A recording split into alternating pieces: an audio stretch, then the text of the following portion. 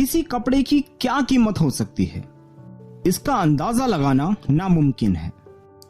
विशेषकर हमारे यहाँ, जहां हर तबके के लोगों के लिए कपड़े की दुकानें मौजूद हैं।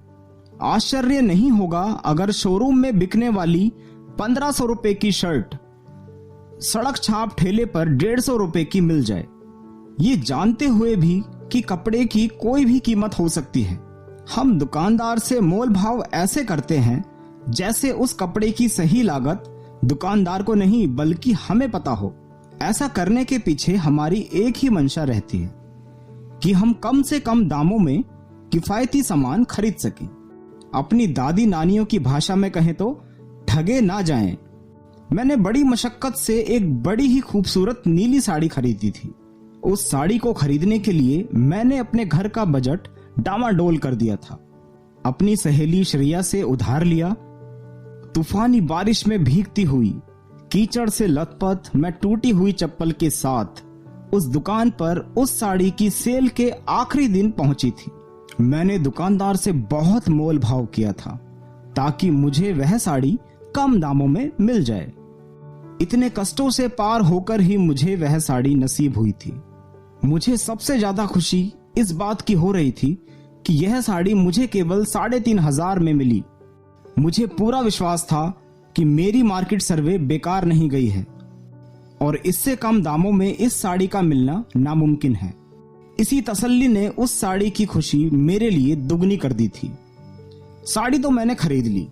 यूं तो मैंने यह साड़ी देवर की बारात में पहनने के लिए सोचकर ली थी, मगर अभी तो केवल उसकी शादी की बात पक्की हुई है।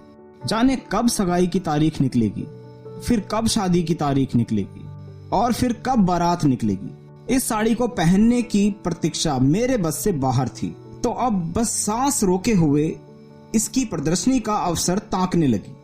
जल्दी ही वह अवसर भी आ गया और मैंने इसे आड़े हाथों लिया। हमारी कॉलोनी का गार्डन बहुत खूबसूरती से सजाया जा रहा था। सुबह से ही हम सब अपनी बालकोनियों में खड़े हुए झांक झांक कर अपने गार्डन को दुल्हन की तरह सजते हुए देख रहे थे।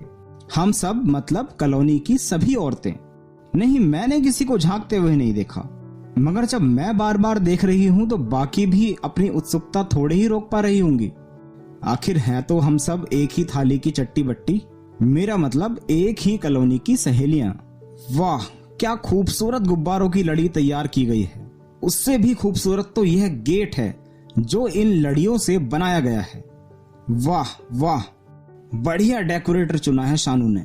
इतनी शानदार पार्टी में तो मैं मामूली नहीं दिख सकती, और खास दिखने के लिए खास कपड़े, गहने और मेकअप। वाह वाह, आज निकलेगी मेरी नीली साड़ी।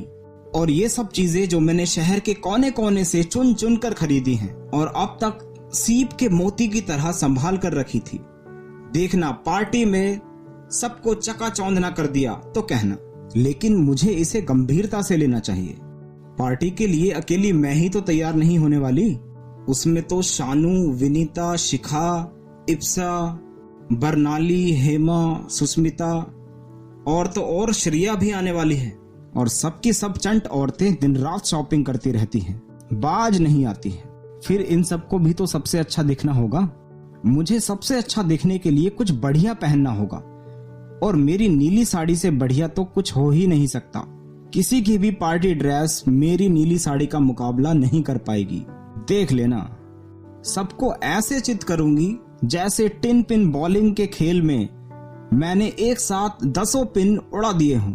लेकिन ना तो बॉलिंग का खेल आसान होता है और ना ही साड़ी पहनना।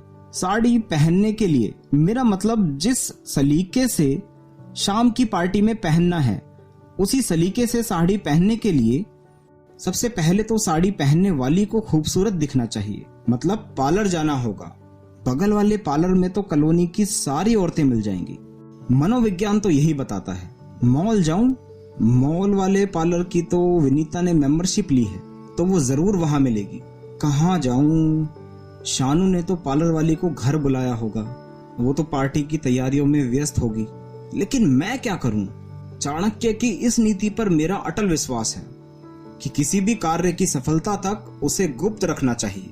फिर मैं इन पार्लरों में जाकर अपना स्टाइल सबसे पहले सबको कैसे दिखा दूं?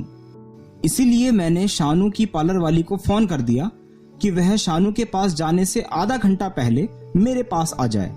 एक काम हुआ। अब matching purse, matching jewellery, matching sandals, matching bindi, matching रुमाल और फिर कंट्रास्टिंग चूड़ियां, contrasting makeup, contrasting nail paint. उफ, शाम हो गई। अब तो गार्डन में बुफे की टेबल भी सजनी शुरू हो गई। कहीं देर ना हो जाए। मुझे इस पार्लर वाली को कहना पड़ेगा कि जूड़ा ना बनाए, नहीं तो हेयर पिन घूंसते घूंसते आधी रात कर देगी। खुले ही छोड़ दे। उसको भी क्या दिक्कत थी, फटाफट मेकअप करके निकल गई। उसके जाते ही मैंने खिड़की से झांका। इक्के दुक्के लोग आ रहे थे। फिर अपने आप को आईने में निहार रही थी। क्या मैं अच्छी लगूंगी? साड़ी की प्लेट्स खिल के सामने बिखर रही थी। वाह वाह, मन खुश हो गया।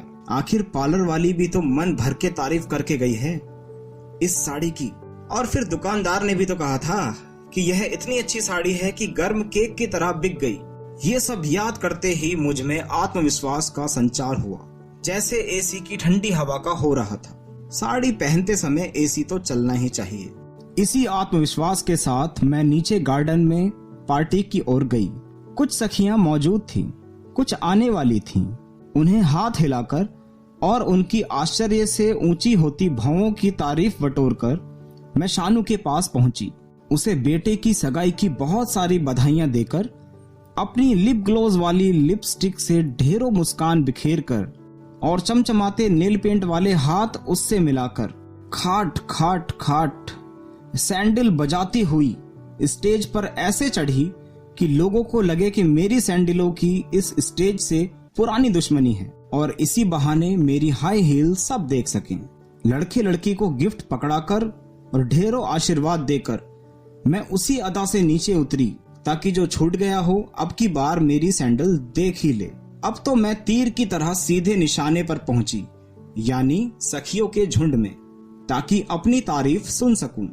कहीं विनीता के इयररिंग्स की तारीफ हो रही थी तो कहीं मार्केट में आए हुए आई शैडो के रंग की जो शिखा ने लगाए हुए थे। बरनाली के बैंकॉक वाले पर्स की भी तारीफ हो रही थी और इप्शा के हेयर स्टाइल की भी तारीफ हो रही थी। लेकिन अब तो मेरी नीली साड़ी की वाह वाह हो रही थी। होनी भी थी, इतनी बढ़िया जो थी। उस पर दाम सुनकर सबके होश उड़ गए। किसी ने नहीं माना कि यह 15,000 से कम की भी हो सकती है। मेरी खरीदारी की कुशलता की सभी दीवानी हो गई। अब मेरी निगाहें हेमा, सुष्मिता, शिवानी, श्रिया और संगमित्रा को ढूंढने लगी ताकि कुछ और प्रशंसा बटोर सकूं। इतने में काली सफेद पोशाक पहने हुए एक वेटर ट्रे में ढेर सारी कोल्ड ड्रिंक्स भरी हुई गिलास ले आया। हम सब ने अपनी अपनी फेवरेट कोल्ड ड्रिंक्स उठाई और जैसे ही बातें जारी रखने के लिए मुस्कुराते हुए एक दूसरे की ओर मुड़ी कि वेटर के पीछे से एक वेट्रेस ट्रे में भुने हुए बेबी कॉर्न और चटनी लेकर प्रकट हुई। उसकी ट्रे और बेबी कॉर्न या चटनी तो मैं क्या देखती, उसकी साड़ी देखते ही मेरे होश फाफ्ता हो गए। चेहरे से मुस्कान रफू चक्कर हो गई और मेरी हालत भुने हुए बेबी कॉर्न से भी ज्यादा बदतर हो गई। मैंने कोल्ड ड्रिंक के गिलास को कसकर थाम लिया, कहीं वो गिर ना पड़े। मेरी सहेलियों ने भी मेरे दोनों कंधों पर हाथ सांत्वना के साथ रखा, इस आशा से कहीं मैं गिर ना पड़ूं। मेरी आंखें छलछलाने को हो उठी क्योंकि उसने भी वही साड़ी पहनी हुई थी जिसमें चमक नहीं थी और कपड़ा कहीं खुरदुरा था, मगर केवल पास से दूर से तो मेरी जैसी ही थी। उफ, उस झुंड की हर औरत मेरी हालत समझ सकती थी। दरअसल दुनिया में शायद ही कोई ऐसी औरत होगी जो यह ना समझ सके कि उस वक्त मुझ पर क्या गुजर रही थी। सबने समझाया कि वह तो डुप्लीकेट है, 300-400 से अधिक की नहीं है। मैंने उससे नजर फेरनी चाही तो देखा कि पार्टी में वैसी ही 8-10 वेट्रेस नीली साड़ी पहने हुए ट्रे लेकर घूम रही थी। उफ, सखियों ने सांत्वना से मुझे देखा। उनकी सहानुभूति को और बर्दाश्त न करते हुए मैं घर को चल दी। सीढ़ियों से जल्दी जल्दी ऐसे पैर पटकती हुई गई जैसे मेरी सैंडल मेरा गुस्सा सीढ़ियों पर उतार रही हो। मैं आईने के सामने पीली साड़ी में खड़ी थी। अब मुझे इस बात से कोई फर्क नहीं पड़ रहा था या मेरी ज्वेलरी, सैंडल, पर्स मैचिंग है या नहीं। और वह नीली साड़ी बिस्तर पर फेंकी हुई थी, जिसे मैं अब जीवन में दोबारा कभी नहीं पहनने वाली। ये थी कहानी डुप्लीकेट साड़ी, जिसको आप सुन रहे थे राहुल जजोरिया की आवाज में।